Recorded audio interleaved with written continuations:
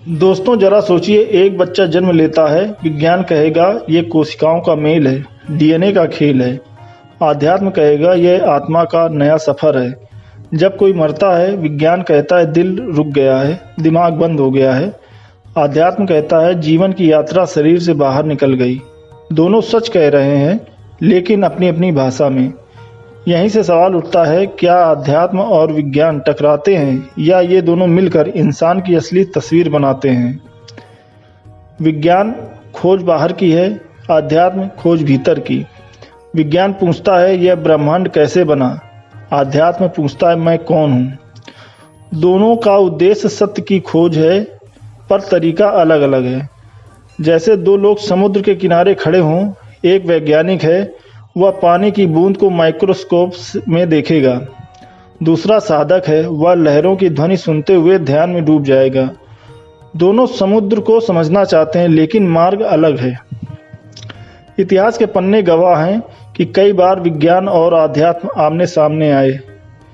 Galileo का संघर्ष। Galileo ने कहा कि पृथ्वी सूर्य के चारों ओर घूमती है। चर्च ने कहा यह ईश्वर की व्यवस्था के खिलाफ है। गैलीलियो को कैद कर लिया गया। डार्विन ने कहा मनुष्य बंदर जैसी प्रजातियों से विकसित हुआ है। धार्मिक संस्थाएं बोली नहीं, मनुष्य को भगवान ने सीधे रचा है। यहीं से भारी विवाद शुरू हुआ।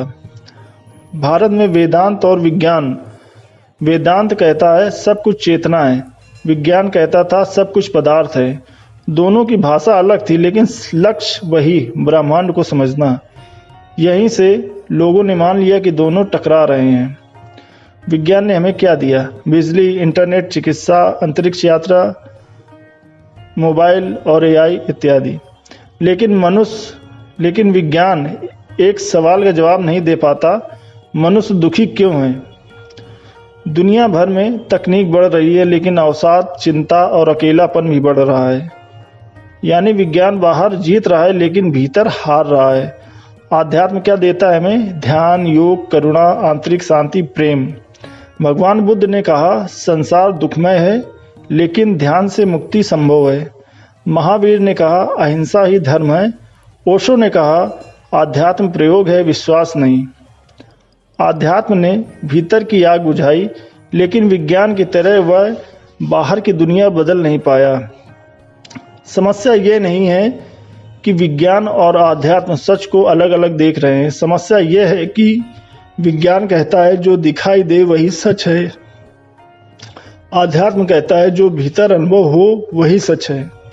दोनों अपनी अपनी जगह सही है, जैसे आँख और कान। आँख कहे सिर्फ रंग ही सच है, कान कहे नहीं सिर्फ ध्वनि ही सच है। लेकिन असलियत यह है कि जीवन रंग और ध्वनि दोनों हैं।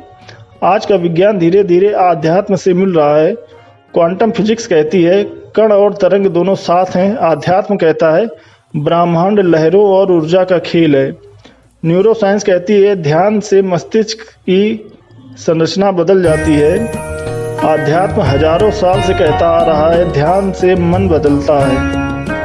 मेडिकल रिसर्च कहती है योग से रोग दूर होते हैं। आध्यात्म कहता है योग सिर्फ शरीर नहीं, आत्मा का मार्ग है। यानी विज्ञान वहां पहुंच रहा है जहां आध्यात्म पहले से खड़ा है। एक बार किसी ने बुद्ध से पूछा क्या भगवान है? बुद्ध ने कहा पहले अपने भीतर जाओ, फिर खुद देखना। आज विज्ञान भी यही कहता है, सत्य को खोजो, प्रयोग करो, अनुभव करो। फर्क इतना है कि विज्ञान बाहर खोजता है, आध्यात्म भीतर। अगर विज्ञान बिना अध्यात्म के होगा, वहाँ सिर्फ मशीनें बनाएगा, बम और युद्ध बढ़ेंगे। अगर आध्यात्म बिना विज्ञान के होगा, वहाँ अंधविश्वास और कल्पनाओं में फंस जाएगा। इसलिए ज़रूरी है कि दोनों साथ जाएं, तभी इंसान संतुलित, जागरूक और करुणामय होगा। भविष्य का युग होगा विज्ञान और आध्यात्म का युग। दोस्तों, आध्यात्म और विज्ञान कभी दुश्मन नहीं थे। ये तो एक ही सिक्के के दो पहलू हैं। एक बाहर की यात्रा है, दूसरा भीतर की। जब दोनों मिलते हैं तभी असली सत्य प्रकट होता है। तो दोस्तों, आज आपने जाना कि आध्यात्म और विज्ञान टकराते नहीं, बल्कि एक दूसरे को पूरा करते हैं। विज्ञान हमें साधन देता है, आध्यात्म हमें दिशा। विज्ञान हमें शक्ति देता है, आध्यात्म हमें करुणा। और जब शक्ति और करुणा साथ आती है तभी इंसान पूर्ण बनता है। अगर आपको यह वीडियो पसंद आया हो तो इसे लाइक और शेयर करें और प्रकाश यात्रा चैनल को सब्सक्राइब करना ना भूलें। हम मिलेंगे अगले वीडियो में एक नई यात्रा और एक नए सत्य के साथ। धन्यवाद।